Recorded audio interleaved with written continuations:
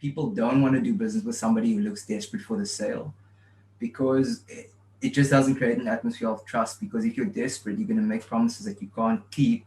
So patience is a huge part of proper marketing, and that's why there's something called a marketing strategy.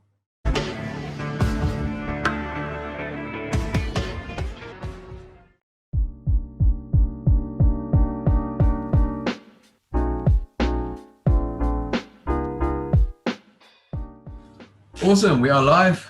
Are we live? We are live. We are live. It's a very first Facebook Live for 2021. I'm very excited. I'm going to try to keep on getting this Facebook Live going for 2021 as well. 2020 we have made a lot of adding a lot of value to entrepreneurs during 2020 with all the Facebook Lives and YouTube content and all over the place. We're just trying to assist entrepreneurs. Today I'm joined by Russell Julius of African Reach Group and also Spiral Media. Yeah. So thank you for joining me. It's good to be here. I really hope I'm gonna learn some new tricks on social media and marketing and advertising as well. Yeah. And it's gonna be partly interview and conversation, and just gonna have some fun doing that. Yeah. Just keep it natural, authentic, like we always want to do. Yeah, well, I hope I can have some tricks to offer, some value to add to your audience. I know you set the bar very high with your daily tips for entrepreneurs and stuff, so I hope I can. Audience, if you're watching, go easy on me. I'm not Jasper, but I'll do my best. It's not Jasper, it's better than Jasper, especially with marketing. Hi, Jasper Basson here. I just wanted to remind you about the Daily Entrepreneur Tips series. It's a business growth series for entrepreneurs and contains financial information and also information to grow you as a person and your business, because we will never grow our business any higher than we grow ourselves. So click on the link below and I will send you daily information to grow you as a person and your business, and it's for 365 days of the year.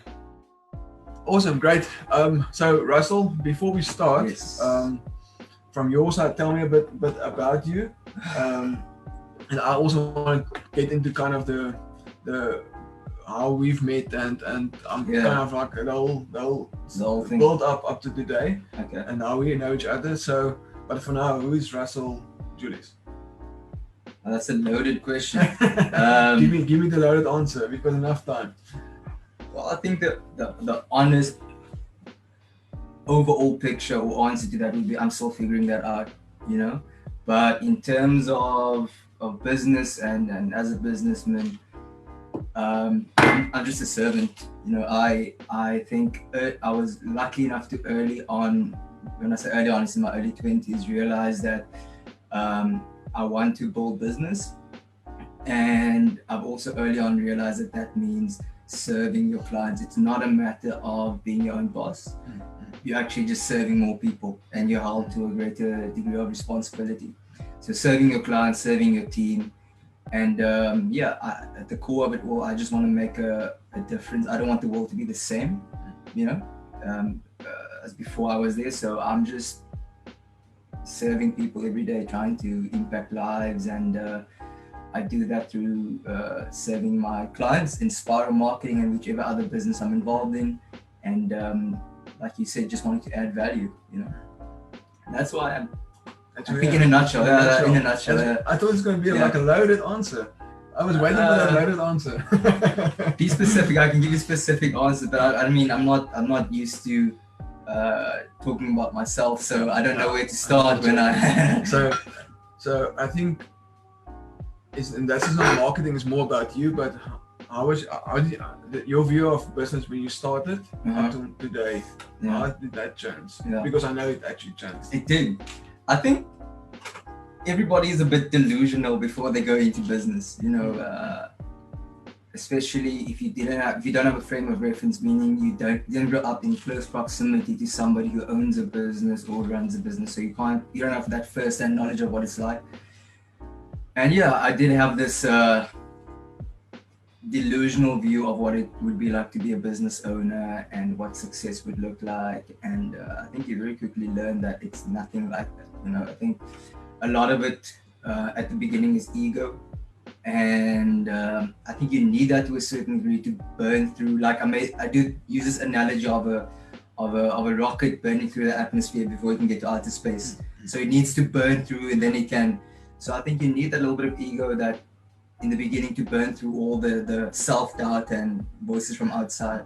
But once you actually get onto the stage and you start building a business and you start working with people, there's really no more space for those flames, right? Then it's a matter of really being self-aware and analyzing where you're at and where your business is at, what your current role is in the ecosystem of the marketplace, and really have keep your feet on the ground, basically. So my to answer your question more directly, my view has changed. I'm not so much exhausting myself with pushing to this great vision that I have, and the vision is great. But I'm more spending my energy on the day-to-day, the reiteration of what needs to happen every day, and I've started forcing myself to try and enjoy that, and it takes a lot of stress off your shoulders, and you're allowed to be more present and connect with people on a better level. And that's where I am now. How can I say, Jasper is a client of ours at Spiral Marketing Solutions, and Jasper, you would know, I go, I think, over and above to provide service, quality service. And for me, that's just it. I always think of business isn't just business, especially small business. It's not just business, it's very personal. And I always tell my fiance this as well. I want to serve clients so well that those people would want to introduce their wife and children to me, or their husband and children to me, because they feel like I'm really there for them, or our company is really there for them. And that's the heart that I approach it with, Yeah, so I want to kind of come into your space of and your comments there. So I've met Russell about 3 years ago. 2017. 2017. Yeah. But it was like kind of a talk show, and I was one of the guest speakers there, yeah. and somehow just like it just had to happen like that, and we had kind of been matched together with one of the other speakers. Yeah. Kind of like a workshop kind of idea, mindstorm kind of thing, and that's actually how we met, and actually better met in that event, and then kind of kept in touch, been on his radio show a few years ago as well after that. And then during somewhere last year, I've always been doing my own social media marketing and my kind of thumbnails that I'm trying to do on Canva and everything. And then beginning of last year, I was like getting into that transition of I was always building a team in Dryk Holdings, but I wanted to start building a team in Lead Optimizers as well, our marketing company. And Russell actually reached out to me and started doing me some favors, and that's something I wanted. That's actually where I'm trying to get to, and start doing me some favors in being very generous about showing me what you can do. Not trying to just get my business. He was actually reaching out and offering some added value before being a client. Yeah. And I think that's a good. And that's how our relationship actually started. It was just the right person at the right time, the right moment for both sides, because we at Lead Optimizers, we were looking for people to assist us, additional to our work, all the overflow kind of work to do, and that's from our side where Spiral came in, and also obviously from my side to help me build a dream team around me. Further, especially related to Lead Optimizers. So that's pretty much how our path kind of went up till today, I think, if that's more or less a quick summary of that. Yeah. But I think the biggest thing is, and that's something I truly believe in, and I think we need to really dive deep into that today, is how generosity actually creates generosity creates abundance for you. excuse me. And by being generous can be all kinds of things, but in your case, being generous about showing me what you can do, apart from sending me a kind of a flyer on an inbox and say, this is what I want to do. Yeah. I think there's a massive difference between the two. Yeah, and I think it really comes down to it's a I think an overused analogy, but I think it's overused because it's so true. And I think it comes down to if you're courting someone or if you see a girl or guy that you're interested in and you want to really pursue them, you know, you put your best foot forward and you kind of give them a glimpse into how you will treat them if they were in a relationship with you. You know, exactly. You show them that respect, you show them that thoughtfulness, and then when they acknowledge that, then you can kind of be more intentional about it. And I think that's the same approach. And I think for us, it wasn't that I was actually doing that with the thought of, let me start this courtship and try and land a client. It was just like, I know Jasper, I see what he's doing for everybody else. Let me see what I can do for him as well. And that's what it was. And like you said, I think it was just right time, right place, because I didn't know that you guys were in the process of looking for partners, value-added partners, and it's just good timing. But I think that approach works anyway. You know, you first have to actually give some value and show what you can offer before you can expect anything. A friend of mine had this on his WhatsApp status many years ago, and I always battled with it. And it said, "Deserve before you desire." And I'm like, I struggle to accept that or to internalize that, because I felt, you know, I'm a Christian, so I was like, oh no, but we don't deserve good things, it's by the grace of God. But you know, that's true in a spiritual sense. But in business, in person-to-person relationships, you first have to deserve somebody's time or somebody's whatever business before you can actually have any kind of desire towards it or feel like, okay, well, I've earned a meeting time with this person or something like that. Yeah, I think Gary Vaynerchuk is a guy that he swears a lot, throwing a lot of F-bombs and stuff. But if you go deeper into his message is all about. He wrote a book as well as about jab, right hook, which is basically give, and then you ask for business and not demand business. And I think that's a big lesson for marketing, is to start giving as much value as you can out there on your specific topic, and in exchange the world will provide you an abundance for doing that.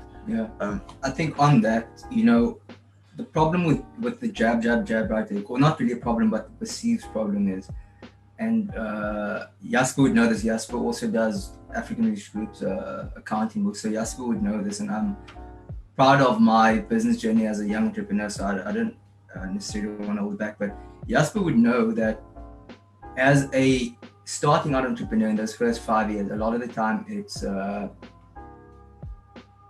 kind of break even, right? So you want to, you go like, oh, bullshit, I don't have time to jab, I need to make a sale. Yes. But the problem with that is, and this also ties strongly into marketing and the patience that proper marketing requires, is that people don't do business with people who look like they need business. It's the same way, again, with relationships. People don't want to date someone who comes across desperate, because you're like, oh, what's wrong with you? Why has nobody shown interest in you? Why are you so desperate? You know, people don't want to do business with somebody who looks desperate for the sale, because it just doesn't create an atmosphere of trust. Because if you're desperate, you're going to make promises that you can't keep, or that's at least what I'm going to think, prospective client. You're saying everything that you think I want to hear so that you can get the sale, but will you actually be able to fulfill those promises? So patience is a huge part of proper marketing, and that's why there's something called a marketing strategy.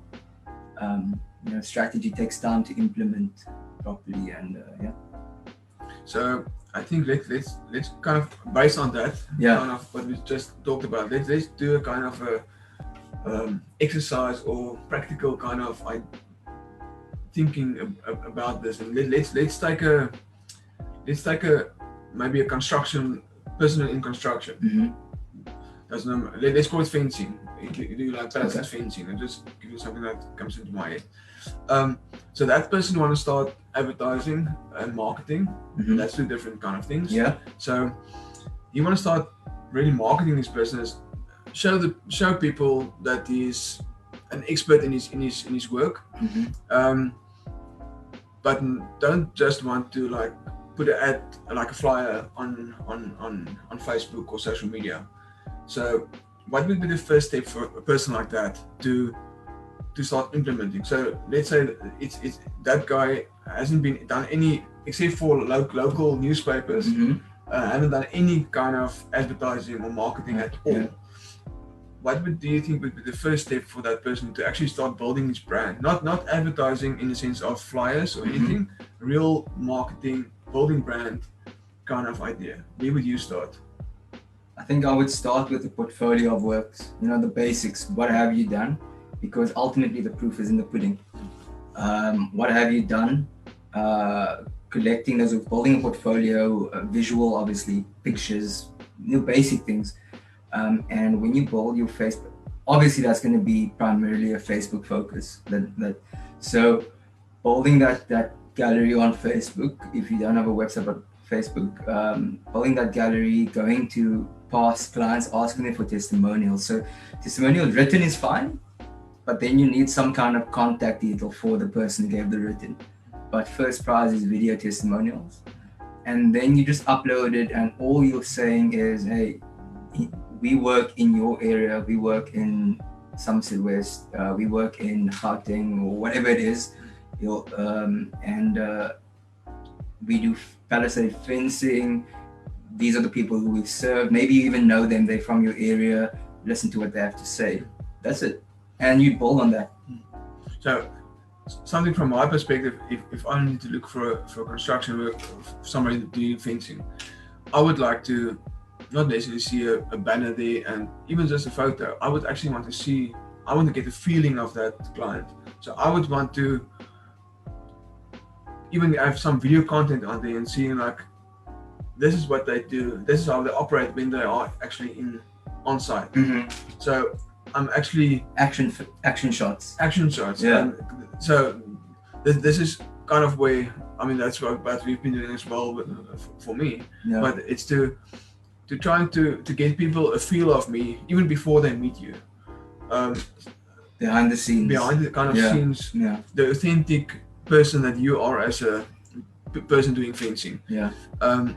It's and different industries, different niches obviously requires different things. Yeah. But it's still that 100%. You feel more. You rather would want to go with the person that you already can get a feel of. Yeah. Of the business. I think on that, you said different niches require different things, and I want to say that's 100% true for a professional service like yourself, accounting services. It really comes down to knowing for yourself, accountants out there, lawyers out there, it's important to know that it's okay to show your authentic self, because not every person who needs legal services or accounting services is your client. And it's okay to show your authentic self, because that's how you attract the clients that are meant for you, right? But when it comes to palisade fencing, it's like, hey, it's really just about the quality of the end result. So you're not necessarily going to have personal contact with Davi, who owns the business, right? He has 7 guys who are going to come to site every day. He's just going to come check up on them. But at the end of the day, is my fencing level? Can it withstand? Is it deep enough? Whatever it is. Yeah. So that's going to be the product, the quality of the product. So then it comes down to like what you say, showing the process photos. This is how we do it. This is what we ensure. That kind of thing. Yes. That's kind of where I'm trying to get. Yeah. So I think that is the more you show what you can do, the more people will be attracted to your business or your brand. Yeah. That's kind of where I'm trying to get to. Yeah. On that, I also want to say something that's coming to mind. So if we just run with the example of palisade fencing, and for those who are watching either live now or on YouTube, sometimes you have to create a bit of your market as well. Sometimes there aren't people actively looking for palisade fencing inside your business or service, a product or service. But you can create your market. In other words, put some content out, either written or video, that explains the benefit. What value does that product or service add to somebody's life? So you can say, for example, palisade fencing. Since we put this on, our clients enjoy more peace of mind letting their toddlers play outside in the yard, because no stray dogs or walkers by can just walk onto the property and harm them. They feel safer turning their eye away from their kids for 2 minutes while they're in the garden, in the front garden, stuff like that. So now you're creating a market for yourself because you're communicating the value, instead of just going like, are you looking for palisade fencing? You know what I mean? Yeah. So it's also a great way of it's actually more powerful than advertising. Advertising is going to find somebody who knows that they need your service. Yeah. But with marketing, you can create your own market. You can create your own customer. Yes. Yeah. I think it's like a subconscious, you kind of build a subconscious thinking pattern about your brand for people. I mean, when you want to go to the shop today, the whatever Checkers, Woolworths, whatever Pick and Pay is the thing that comes into your mind. Yeah. But one of them, based on the best marketing and whatever best suit your you feel comfortable with, that's the brand you will think about first. Yeah. So all of them do the same, but you might just want to. When I think of shop, maybe I think Woolworths is the first thing because I think fresh fruit, fish, whatever.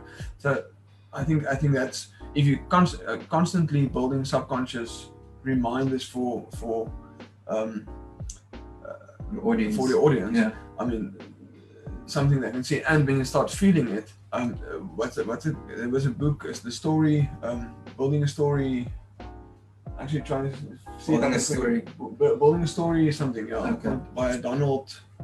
Anyway, but he's all about storytelling. So, and he goes through the whole effect of when you start looking at the movie. All movies are exactly the same.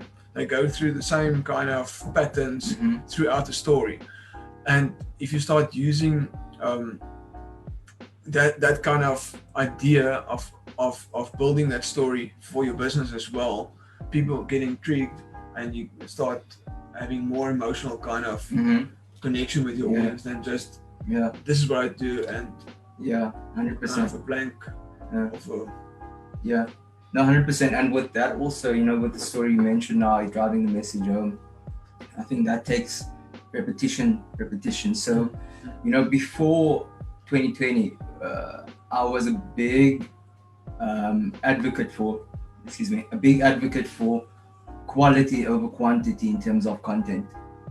So if you don't have anything to say as a brand, don't say anything, right? Stay quiet. That's what I believed, and it was true before 2020. But now I think there's more attention on our mobile devices. For example, we run an online shop, and we look at the analytics, and last month in December, 98.3% of purchases on the online shop took place via mobile phone, which means everybody knows this at this point. People are more on their phones now, even people who weren't big social media people now, because people are at time on their hands with lockdown, being at home. They look to their phone for solutions to help them get stuff done. So definitely now you have to go big on the quantity as well as obviously keeping it quality.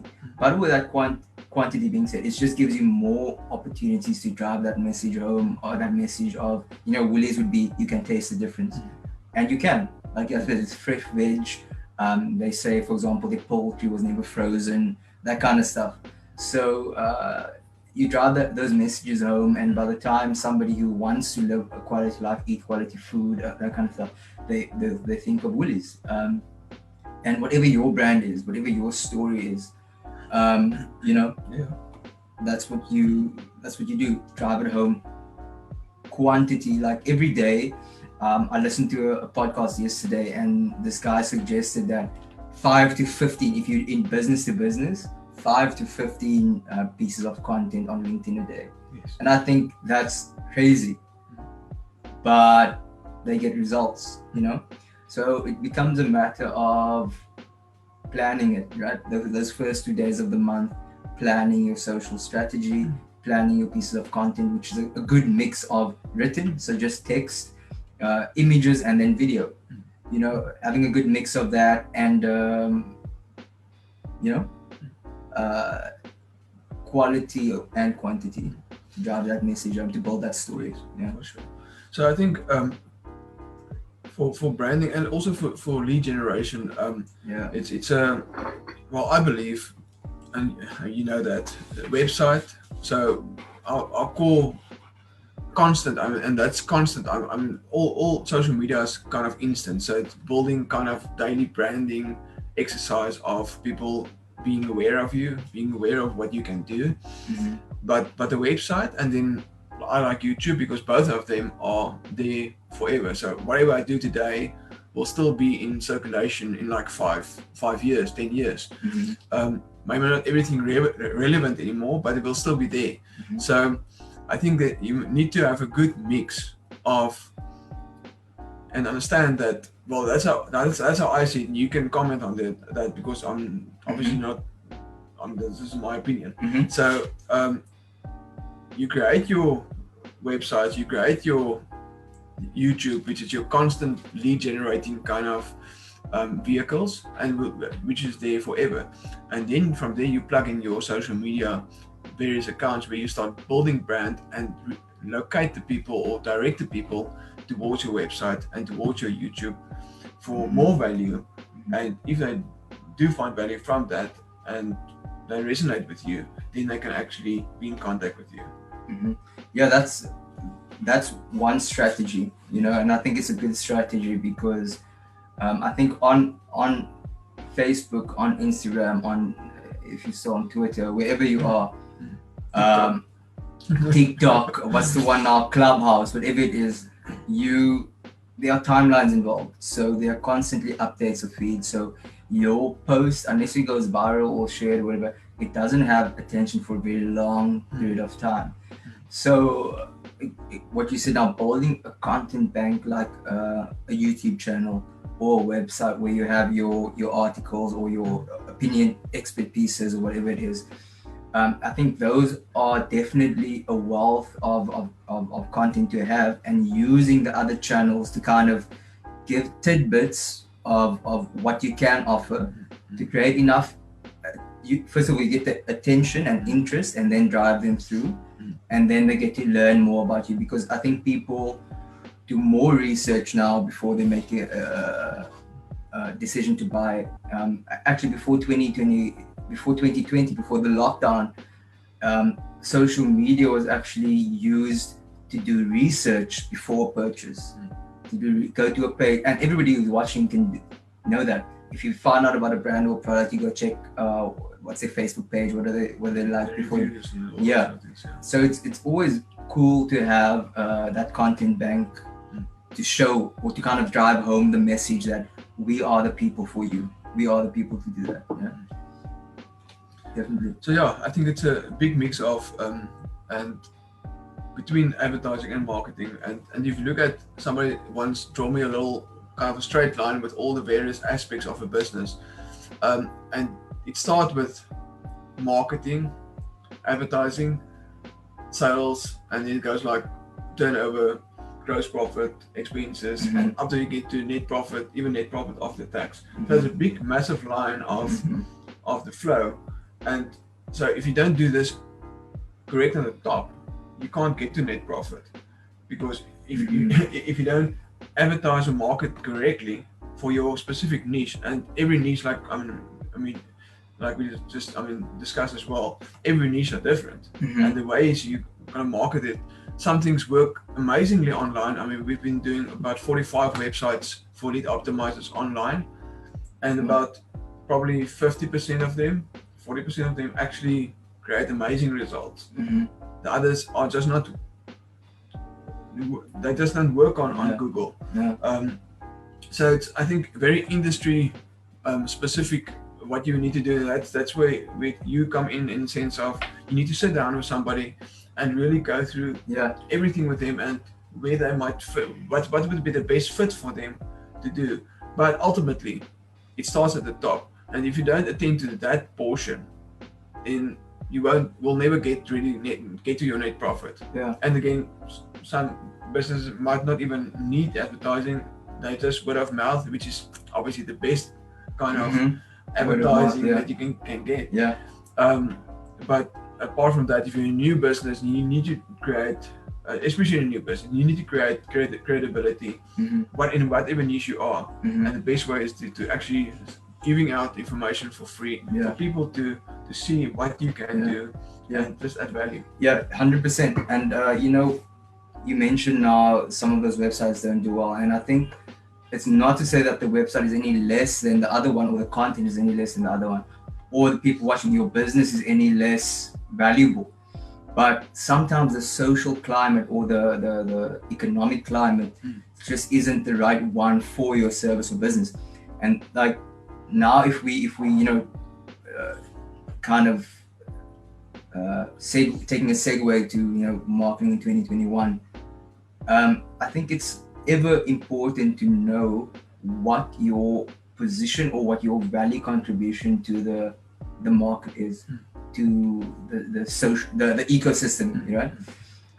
And with that, I mean not what kind of quality certificates your product or your service has, or that is registered with whatever, but for the customer who's going to buy it, for the business who's going to subscribe to your service, what value are you adding to them? What problem are you solving for them, right?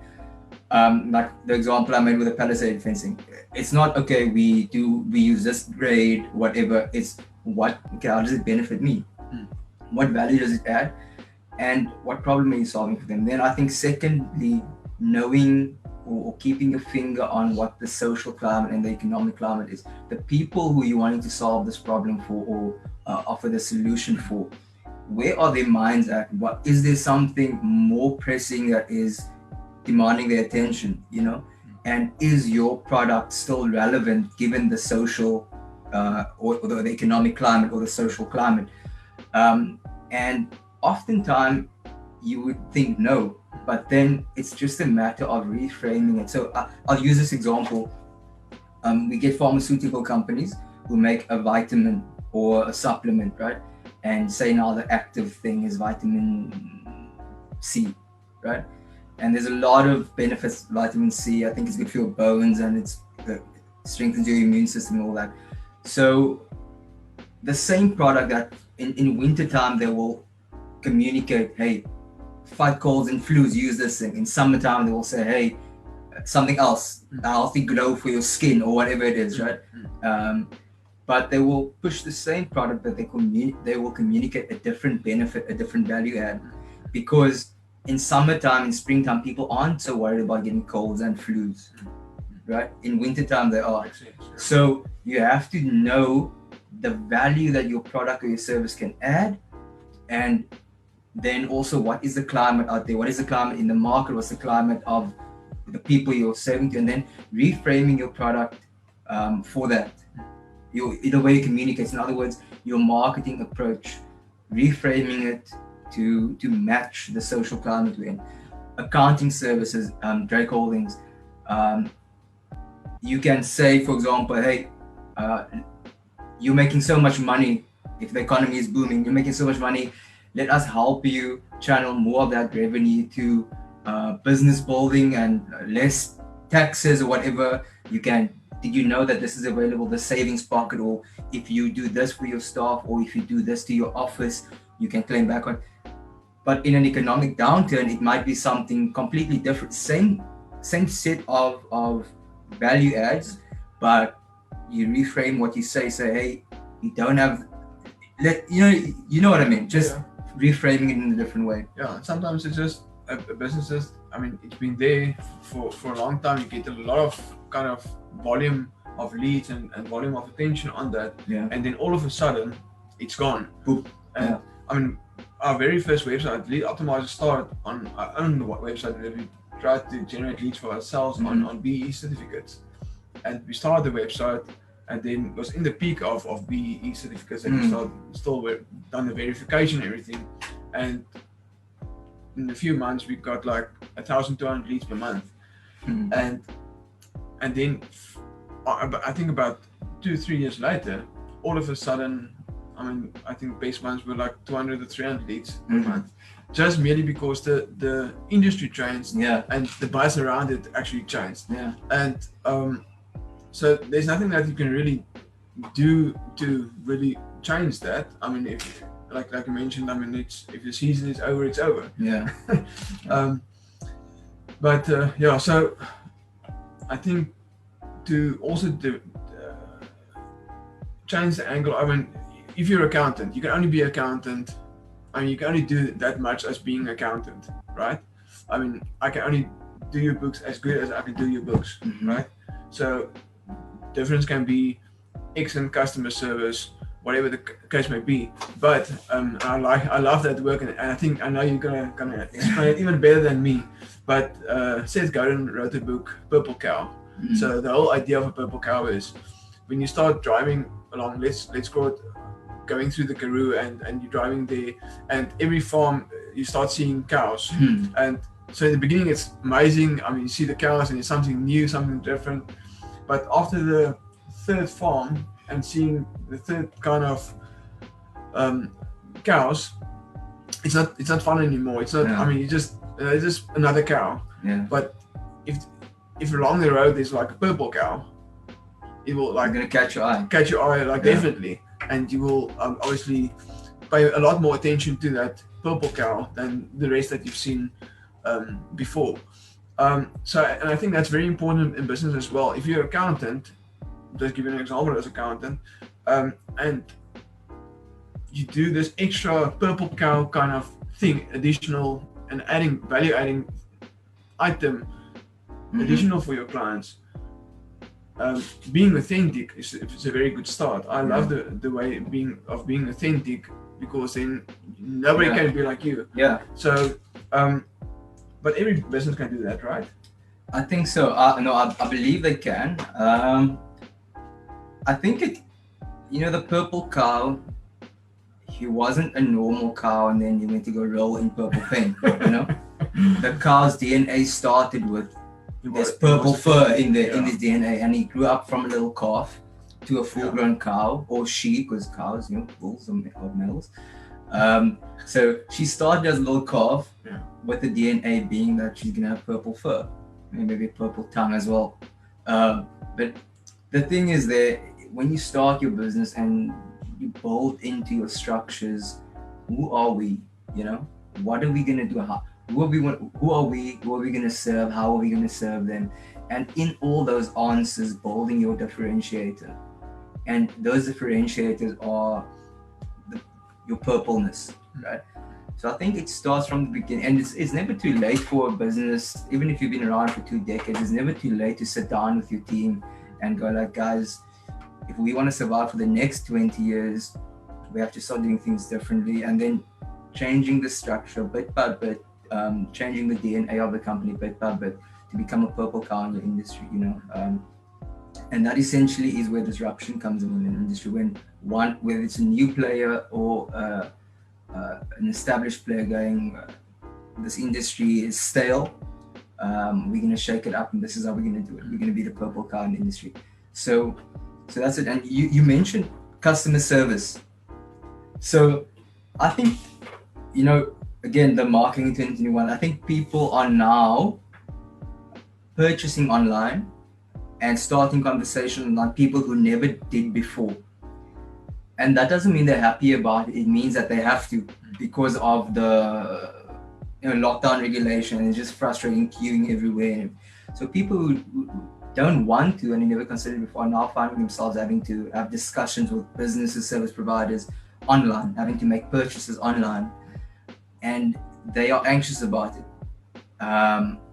So they want communication, and sometimes, a lot of the time, it's unreasonable expectations from the customers online in terms of what they would call customer service. But the company who can structure their team or their customer service department or their marketing department, I would actually say free up some of your marketing resources to serve customers, because what Jasper mentioned just now, word of mouth is still the most powerful form of marketing. And guess what? People who don't want to buy online, who hate online shopping, guess what their friends are doing? Online shopping. You know, if they had friends, if they were in circles who loved online shopping, their friends would have convinced them years ago that, oh, it's much easier, it's much simpler, to your doorstep, to your office, whatever. But their friends don't. Their friends also hate online shopping. They're old school, or maybe they have a better sense of security actually going to a brick and mortar shop. So now this person who took this step begrudgingly to purchase online gets great customer service. You you kind of ease them. They're anxious because now they have to put their card details in. Now they have to make a purchase, whether it's EFT, and they don't know, will their product come? It's not here yet. You know, they pay over the counter, they have the product in their hand. Okay, this is what I got for my money. Online, it's not that way. So there's nothing. There's nothing. And I promise you, less than a day later, those people will message you to ask you, I haven't gotten any feedback. Where's my product? How long? When will it come? And if you can have somebody dedicated, or if you can be more intentional about speaking to those difficult, actually unreasonable customers, those people are going to go to their group of friends to say, hey, these people help me. And all of a sudden you are creating agents, ambassadors for your online business, for your driver's license renewal agency, or your BE, whatever service you're doing now that's currently popping. So customer service for 2021, I think, is going to be one of the most critical marketing tools, actually. What do you think is the trends for 2021 marketing related? Social media, well, let me give you an example. I think WhatsApp has recently been in the news, and people are all like scared of WhatsApp, and they moved to Telegram, where we moved also some of our content out to Telegram. And it's something like I can be very emotional and keep going with WhatsApp because I like WhatsApp, but if might not agree or disagree or agree with what's going on, but the fact is the attention is going to something like Telegram, what's the other one, Signal, and it's a fact. So you need to follow the trend of and the attention wherever it is. Yeah. So that's something that we done like this week. We were trying to start showing the people that we are on Telegram now. The same content to be delivered on WhatsApp and broadcast list for you, we're doing on Telegram now. So we try to move it as fast as possible towards there because the attention is there. Yeah. So any other things that you spot for us to maybe look at in 2021, specific maybe social media? I think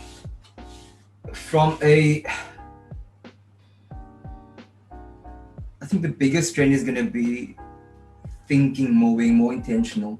And that's it. So, and let that drive your actions, because it's going to be different for any industry and for any company. And with that, I mean thinking more. I mean pay more attention to what people are feeling, what your audience are feeling, and what they're doing. Unfortunately, I was also one of those people who are always late adopters to any kind of new technology, because I'm not someone who wants to be the trendiest or have the newest whatever. So that came through when with Spiral Marketing, I like XYZ channel, and so I'm going to offer services in XYZ channel. When I consult a client, I'll say, these are the channels that we're going to use, and it wasn't always the best for that client's product or service. And I think, a lesson I've learned, or we've learned at Spiral, and that we've implemented actually, is exactly what you said with Telegram. You can't pick and choose where your market goes. Your job is to communicate your story, communicate your value add to people, and you do that where they are. You know, if you think about way back in the day, the people would go to the town square and make their announcement from the king, or shout whatever they have to shout, you know.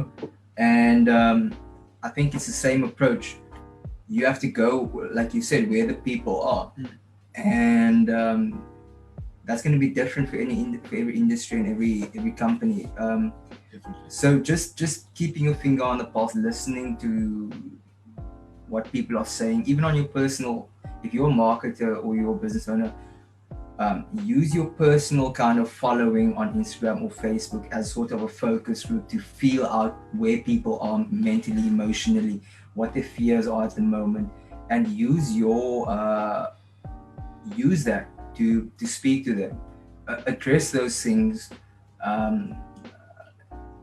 in your content of your business. You say, we know, and I'm talking about like basic stuff. I think people try to sound like, I had an intern last year, and when I would put him on the phone, he would be like, "Hi, Jasper, this is this guy from this company.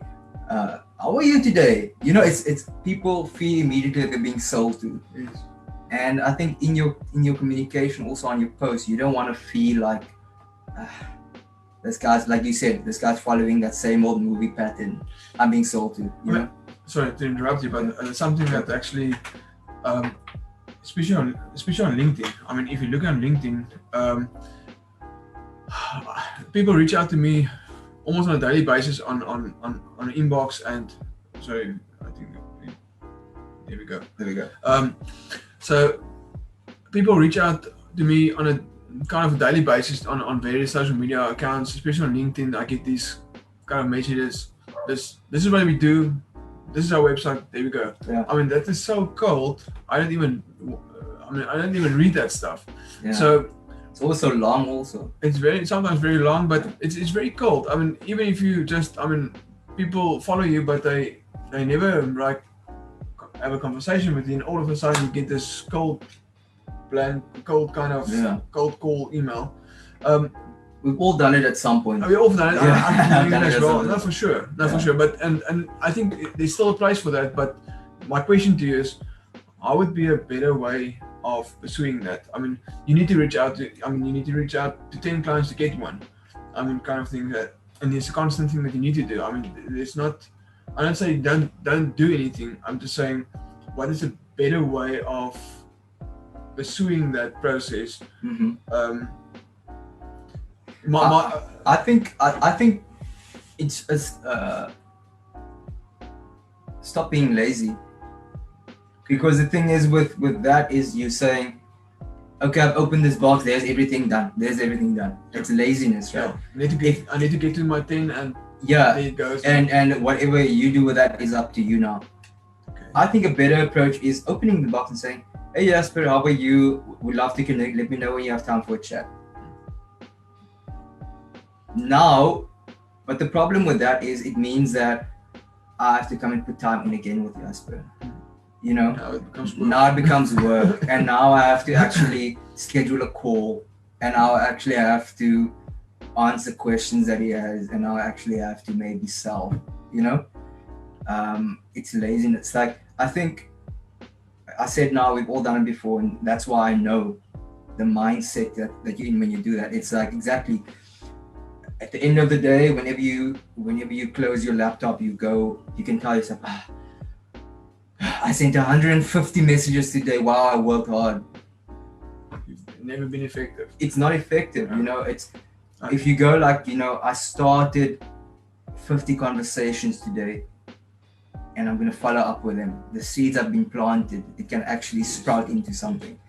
And I think that takes more work, and that's why fewer people do it. I always use the example of a cell phone company, right?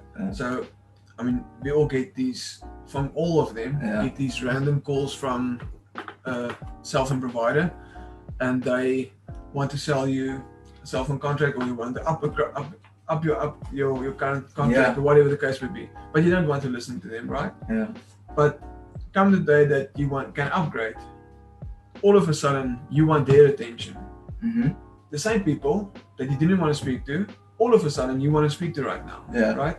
So, and somebody many years back told me, never chase after a client, let them come after you.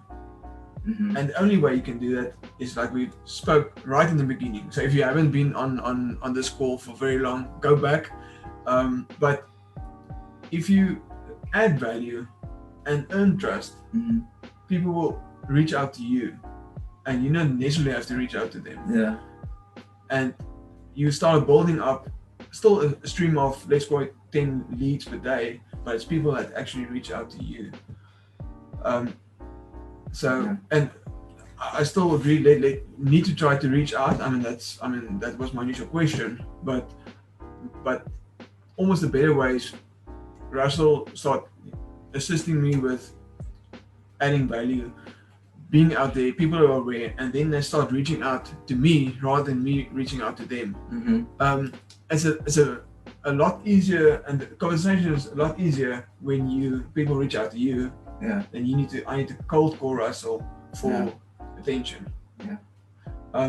But you can only do that and get to that when you start doing all the various aspects Mm-hmm. to the point that you can start reaching out. Mm-hmm. Yeah. If it makes sense. Yeah, I think, no, definitely. I think it kind of ties together for me. I think, again, if you add value, you put your content out there, people see it, people, even if they don't engage, they see it, the seed is planted. If you then call them, right? So this isn't they didn't send you a message, they called me, contact them, but you know that they fall within your target audience, and you call them. There's already a trail of sort of, like you say, jabs that you've put in place, and the call can be the punch, right? Yes. Or the right hook, and you can say, hey, again, not like people have different styles of selling, but you can say, hey, we are in your area, we do this, so if you need us, let us know. Maybe we can have an exploratory conversation. Do you have 20 minutes? I know a lot of people aren't doing face-to-face. Are you guys doing face-to-face? Because I would be willing to come out. Otherwise, I'm totally okay with the Zoom. And just a 20 minutes, I just want to hear what your guys' pain points are right now. And if we could potentially do something to help you, and that's it. That's I think that's more in my approach, more our approach at Spiral, and what yeah. So I do it more that way rather than start talking about our amazing service, and people don't care. Yeah. People don't care about how many hours you sat figuring out how to put your packages together. People just want to know how their problems can be solved and what you can do for them. And there's nothing wrong with that. I think you just have to realize that is your role. The role of your company is to provide a service, to serve. It's not for you to brag about what you've created, Good point. Ego is the enemy. Ego is the enemy, exactly. Did you complete that book? I'm about 80% through it, okay. But what I do is I do like 5 chapters and then I repeat them. Yes. So I do it like that. So I repeat them like 2 or 3 times before I but it really is, ego really is the enemy, because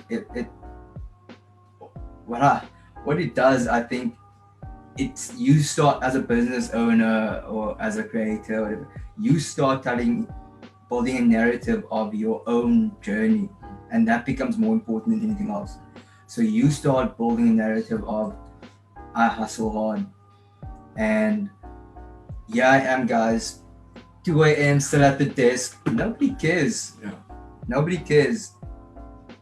Jasper wants to know, can Spiral create good-looking content that reflects well on his brand and that communicates what goes on in his mind and his heart clearly to you guys, so that you can understand why Jasper really is for us and really goes out of his way to make sure that we can maybe learn these lessons just by simply taking in and meditating on this idea that he's sharing, instead of going through 3 years of pain and turmoil to learn this lesson the hard way. Like, he wants to know that we are there with him in mind and in heart, and we can translate his thoughts through content in a way that he can't himself. He wants to feel confident we can do that, and then he's willing to pay us for it. He doesn't want to know that when you do it and what time you do it, and and like even how you do it. Yeah, and that, and that I've had a weekend of workshop to figure out how, and I'm accredited with Google or I'm accredited with Facebook. And, okay, cool, but what does that mean for me? You know what I mean? Results. Exactly, So I think that becomes it, like it, as entrepreneurs especially, because entrepreneurship is stylish now, right? It's fashionable. Mm-hmm. So I think we put on our blazer and our nice like leather shoes, and then we feel it's showtime. I'm on the stage, it's showtime, and that really has no place in what value you add to your customers. If you look at Elon Musk as an example, he's never really on social media and taking selfies. He's just constantly winning, putting elbow grease in, and he's winning. Yeah. I mean, apparently he's the wealthiest man in the world currently, right now, all of a sudden. Yeah. But all of a sudden for many years of hard work. Yeah. So I also think, for myself, I think, and I'm just thinking we told the people we're going to talk about marketing 2021, but now it's getting segue. So, but I just want to, the problem with focusing on the task at hand and realizing that that's bigger than your story or your narrative is that we feel that we won't be remembered for the work that we put in and our contribution to the success. And I think that's a big roadblock, because the people who are good with PR and who are putting on a show and who crave media attention and who call their friends who are journalists to say, hey, publish this article about me and my journey and my story. Those people are acknowledged by society. Whether their value that they bring to society increases or not, they're acknowledged by society. And I think that makes people feel of more worth. They feel more successful. And I think that's the Kool-Aid everybody wants to drink, right? But I think for myself, for example, African Reach Group. So African Reach Group is a holding company. We have a few operating units under there. And so for me, it's more of, let's build this mammoth machine, and I have partners in each of the units. And I'm very happy with nobody knowing which operating units is part of African Reach Group. This is the CEO of X company. This is the CEO of that company.